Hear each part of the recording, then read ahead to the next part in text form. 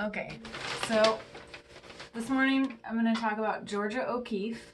We're going to learn how to see space and contour. We're going to learn how to blend. We're going to learn about warm and cool colors, and I want to show you all those things by talking about a famous artist that lived from the 1890s till 1986. So she died when I was in 3rd grade.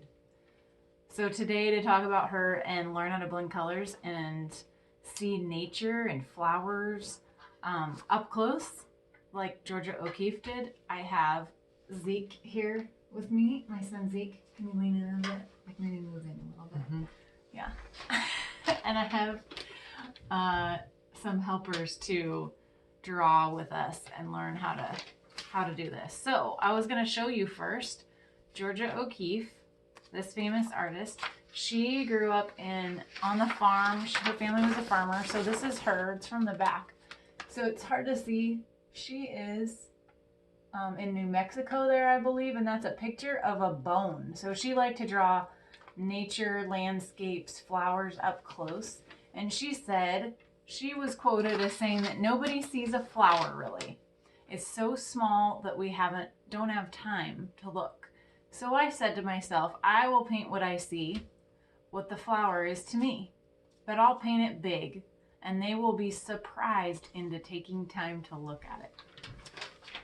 So I love that quote, and I think that that's what connects to people when they see her work. So I'm going to show you a few pictures of her work, and then we'll get into it.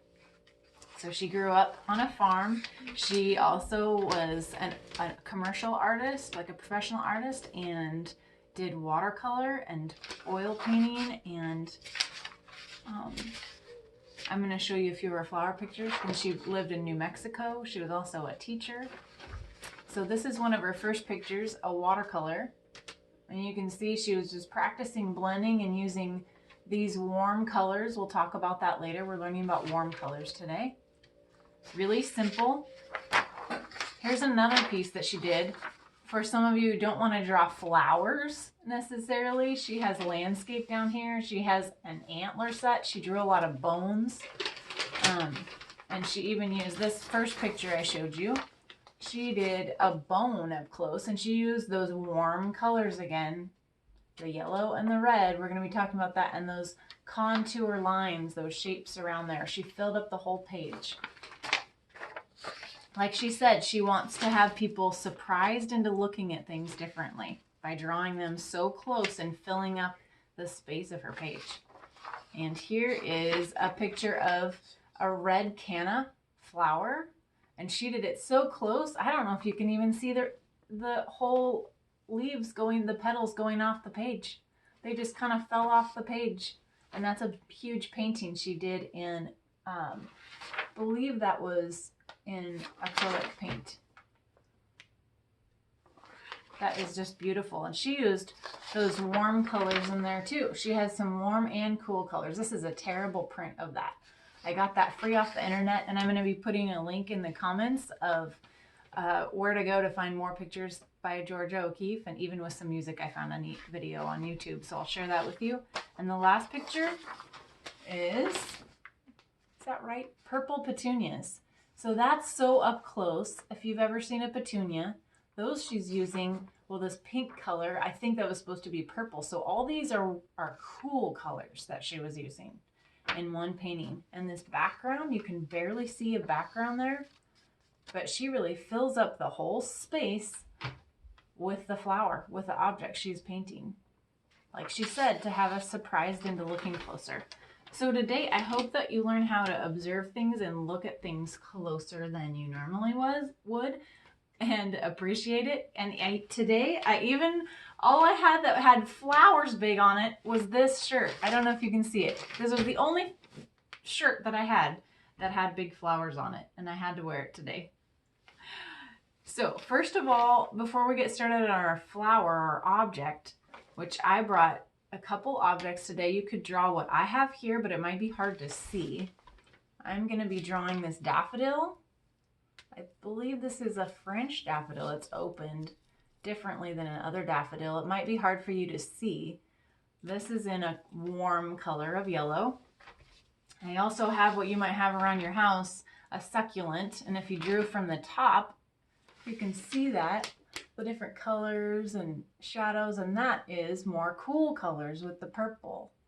So you could find a succulent around your house to draw and fill up the page. And I also have one last thing. This old shed of an antler where Georgia O'Keeffe drew antlers and sheds in New Mexico up close. And so I have this really cool one that my husband found, and you can draw that up close. So I have Zeke here who's going to be drawing the antlers, the shed, like she did. And are you going to be doing that in warm or cool colors? Cool. Cool colors. And I will be drawing in warm colors today. So you can choose whichever you want to do, and you can find a flower around your house, or if you have a bone, or you can go out in your garden and find one, or you can draw what we have here. So before we get started on the flower or the object, I want you guys to get a blank sheet of paper, and if you want to keep track of this, you can, or you can just watch me. I'm going to show you the color wheel really quick and just review that, so you can keep that in the back of your mind when you're drawing anything and you're adding colors, so you can remember what warm and cool colors are. So first I'm going to do the color wheel. Really simple. If you want to keep track, just draw a circle. I wish you could see that better.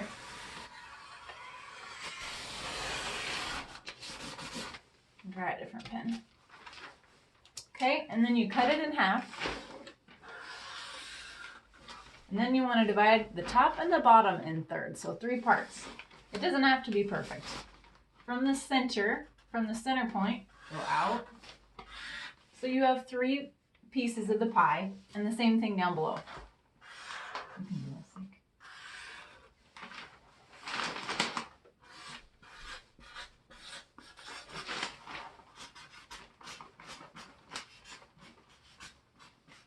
And that's the color wheel. And I think that is going the right way. I think you can see that the right way. So we have red, yellow, and blue. So I'm going to color those in really, really quick with our chalk pastels. And these are chalk pastels, not oil pastels. They're a little different. These are rough. And we're going to blend with these today, but they feel dry. They feel like chalk, like normal chalk, but they're a little bit different than sidewalk chalk. And then we have oil pastels that we can use in a different lesson, and those feel soft because they're made with oil and pigment instead of just the chalk pigment. So I'm going to fill this in really quick, yellow, so you can see that.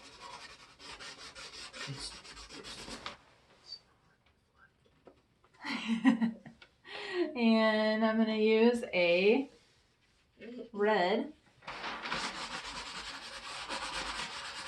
You can color that in. And then the orange.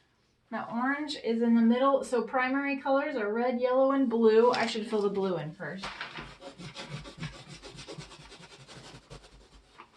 So between red and yellow makes orange. So I'm going to fill in the orange.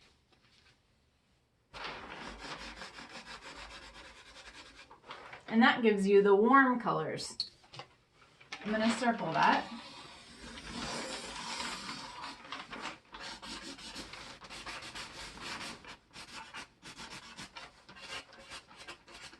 Warm colors. And what do you think of when you think of warm colors, Zeke? I usually think of fire or the sun or...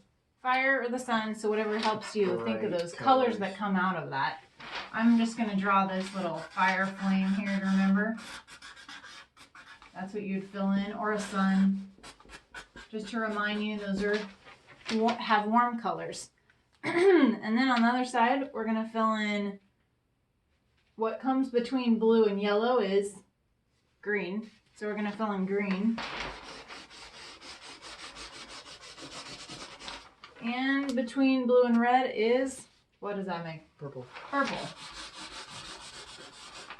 So there you have your cool colors on this side. Those are cool.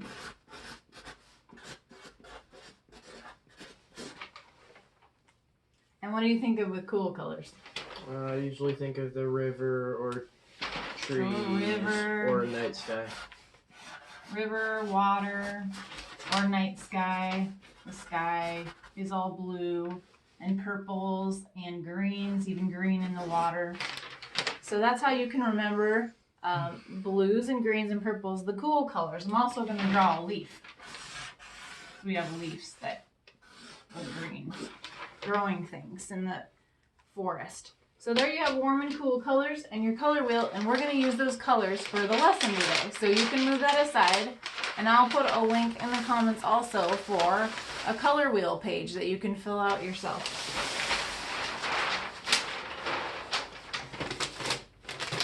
All right, so the next step is, after looking at these sheets of Georgia O'Keeffe's practice, the idea is we want to fill up our whole page, look at things differently, looking at nature and flowers and everything. We're learning to observe things, which is an artistic skill. And so by looking at a master or looking at a famous artist's work and how they've done things, we can learn from them, and you can take that and then do it your own way afterwards. So these are just skills of using space, filling up the whole page as if it fell off, and also using warm and cool colors. So you can use that in any picture you make, and also learning how to blend. So we're going to use the chalk pastels to learn how to blend. So right now, first of all, I just want you to look at the object that you're going to do, and I'm going to fill in with pen so you can see it, but you can use a pencil and just look at the lines, the basic lines that are like contour that go around the object, really simple. So we're just going to lay that in, we're going to draw that in with the simple lines of what you're looking at. So if you want to look at this flower, that's really hard to do. While I'm doing this, I can't hold that there. I probably should have figured that out. But you get your own flower and draw that in while I'm drawing mine in. And we'll take a couple questions in a minute. You can just drop them in the comments, and I'd love to answer those if you're having trouble or curious, or you can stop the video and look at it later if you need more time to do this. I'm going to draw in my contour lines for the flower and make sure I fill up that whole space. And Zeke's going to be doing it on the antler, so go ahead and do that. And if you want to use this, would be great just so they can see it when I hold it up. I'll just go over and Sharpie.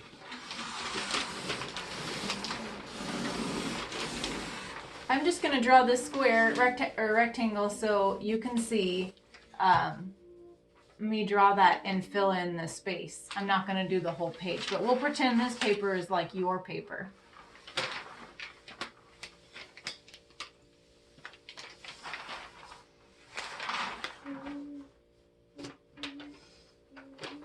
And I'm going to start from the center and draw out, kind of like a sun. If you're doing a flower or a succulent, that's kind of like a radial design, like a sun. The radius, if you've ever learned that in math, the radius, the center, and it all goes out from there. I feel like that's, for me, the easiest way to do it, but you can do it however you like. We're drawing the center petals, the center leaves, and going out. I'm doing your turn, right?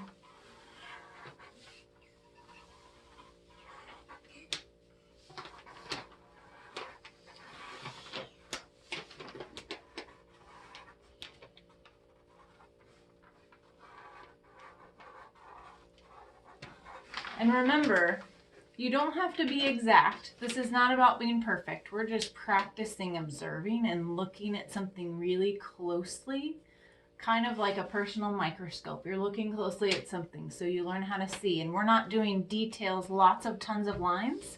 We're just doing the outlining shape of something. And then we'll go back and fill it in. So this one is really a practice of being simple and looking closely at something.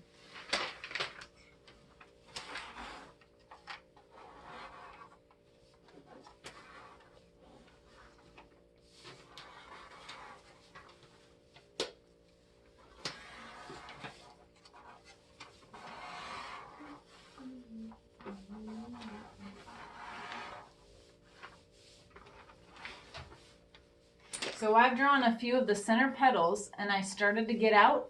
Now I'm going to go back in. Instead of going and filling in the petals on the outside in again, I've got to return to the center and then work my way out.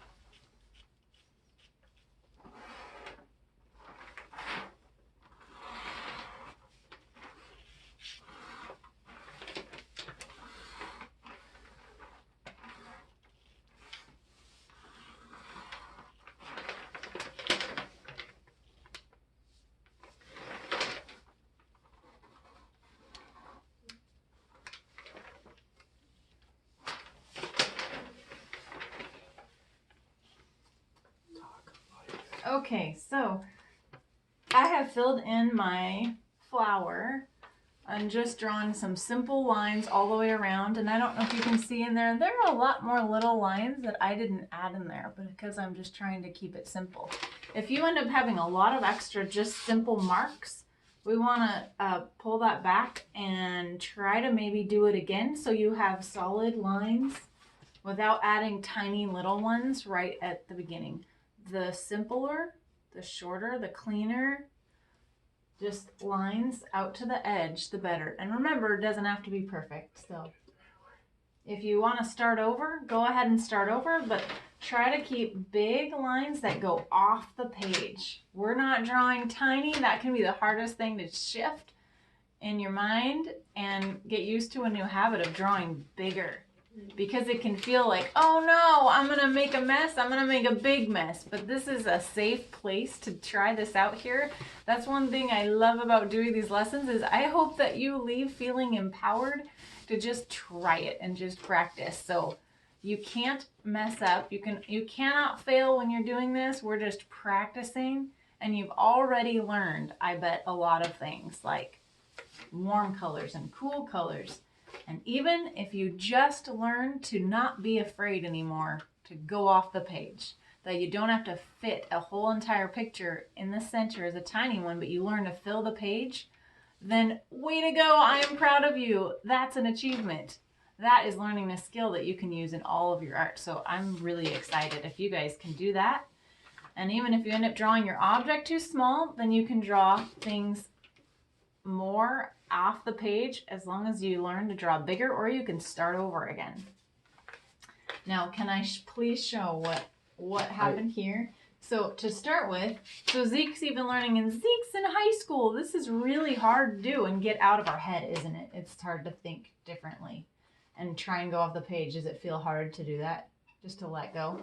So this is Zeke's first attempt of the bone, which is awesome, but so many details there, and it was hard to just be free, maybe? Was it? I don't want to put words in your mouth. To make it big enough, even though it's an awesome drawing with all the extra details when we're learning to make it big. So then he started over, and that's awesome. He just started it, but the line's going off, and so it's almost like you can't even totally tell what the object is when it's that big. And if I had done it even bigger, or I didn't fill it in, you might not know what this is. So that's a great indicator that you're doing it big enough. And then we can move on to blending. If you want to keep drawing your lines, that's awesome. Keep going. If you want to move on and you're ready to fill in with color, then follow me. So now you just want to choose if you're using warm or cool colors. I'm going to be using warm. I'm just going to be using yellows, and I might add some oranges where there are shadows, where it's darker. Instead of gray, I'm going to add an orange underneath there and blend that together. Or I might use a darker yellow. So what I'm going to do is use my chalk, and I'm going to draw. I'm going to use a darker orange, and again, it doesn't have to look just like the flower you're looking at. This is just an example, so you can make that up. You can use other colors. This is just as a sample reference. So I'm going to use those yellows. I'm going to use a yellow and a more of an orange. So the lighter places, I'm going to use this and rub it in just really quick, and then right next to the dark, and then I'm going to take my finger and blend them together, rub them together so they look like they blend into each other and create that shadow.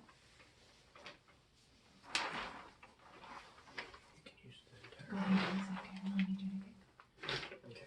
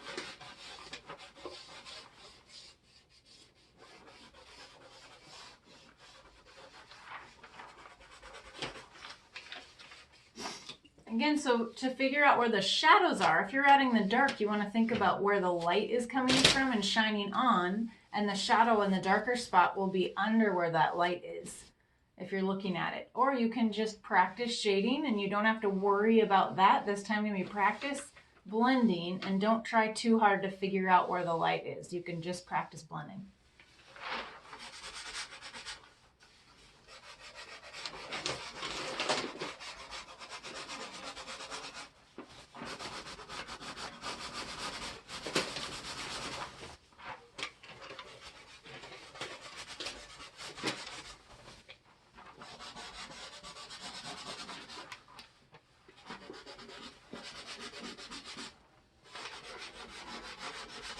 And I'm still hurriedly putting in all my light colors here,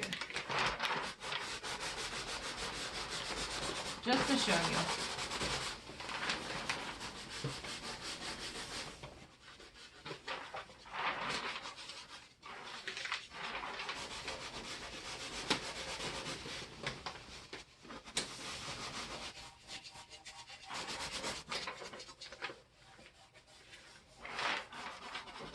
Now you can add your darker color right next to it and blend, or you can blend this in first and add your darker color on top of that.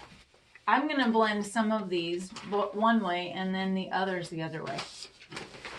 I'm going to use my finger and just rub it into the space I want it to be blended.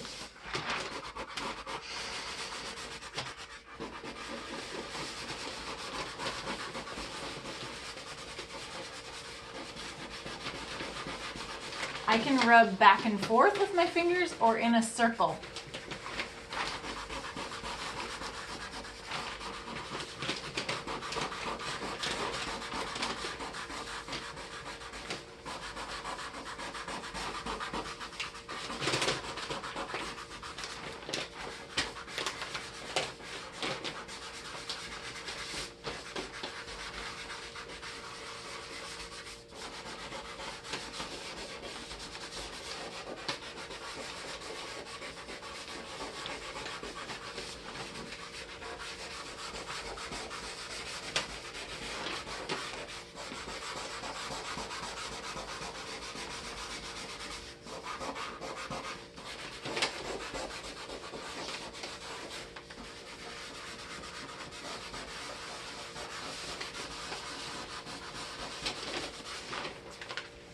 So I've blended those in now. I'm gonna add my darker color. I'm gonna add an even darker one just so you can see it.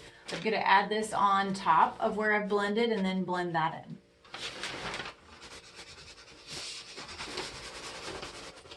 And remember, your darker color, it's not going to take as much dark color to blend in as the lighter one. So your darker one is going to be the dominant one and show up more. So you want to make sure you maybe don't press as hard on that or use as much on that space.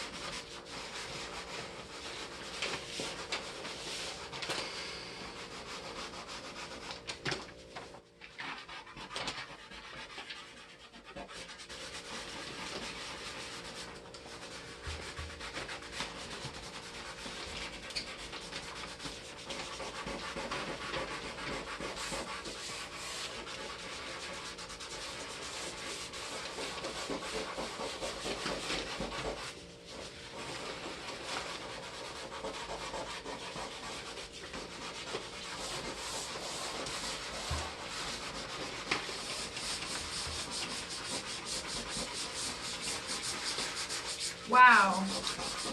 How's it going, Zeke? Good so far. Can you show us what you're doing? Zeke's using cool colors on his antlers, which is really fun. I like how he chose those. Mm-hmm. Can we see what you're doing? Yep. So Wow. This is what I have. So he's doing part of the bone. I love how that stood out and the cool colors that he's using. So his background behind the antlers are this green color, and that really pops. And if you can see how he blended the top where it's the greenish blue here is kind of where the light is, and the shadows, the darker blue he did around the edge, and just a great way of showing where gives shape to it so it looks more three-dimensional, it looks rounded. That's how you can use the light and the shading to make something look rounded and not just flat. That's what we're doing with the petals and the bone. So that's awesome, Zeke. Mm-hmm.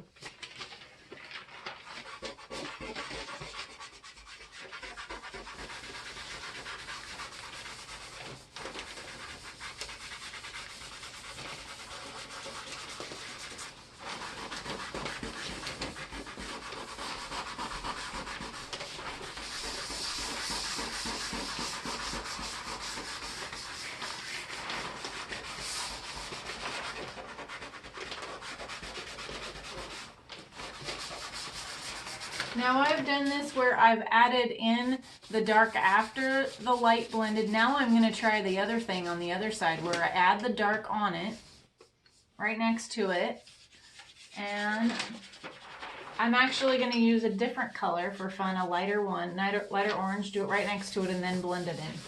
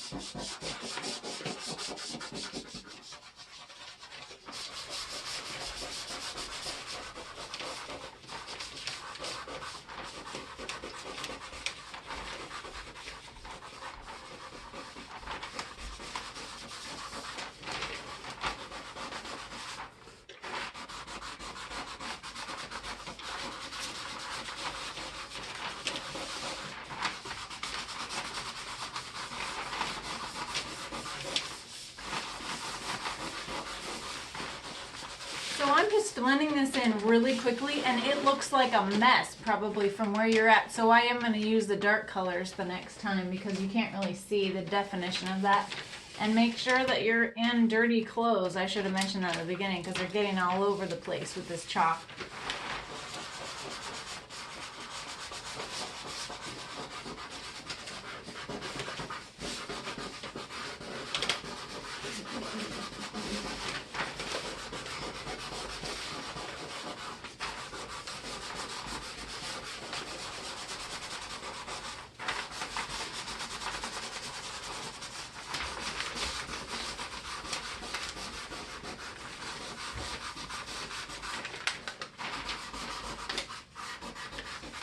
And I just hurriedly did this to finish, but you can always go back and work on it more and even add a different background. You could add a cool background to make something pop out, which would be really fun. I might grab those colors right now.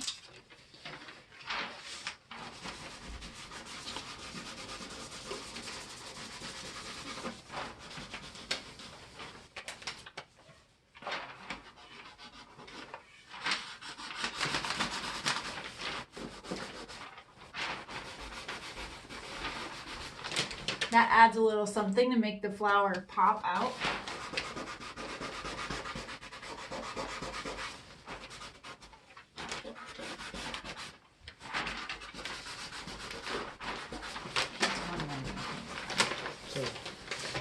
So that is the end of our my flower picture. I wonder where you're at now. Feel free to stop this or pause it and go back. And if you have any questions, just write them in the comments. Like I said, I'm going to leave a couple lists of supplies in the comments of where you can go to get good chalk pastels and a video of more of Georgia O'Keeffe's work. So thanks for joining us today, and thanks, Zeke, for doing it with me. Can we see your picture one last time? Mm-hmm. That's awesome.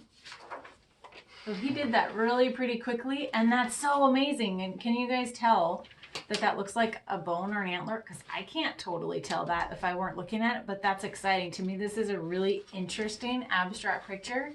Super colorful and bright and powerful, and I love that he used cool colors, and today I used warm colors. So you can fill out the background with behind your object with all cool colors, or like I did, I used warm and added cool in the background. So you can do however you like, and I hope you had a lot of fun today learning about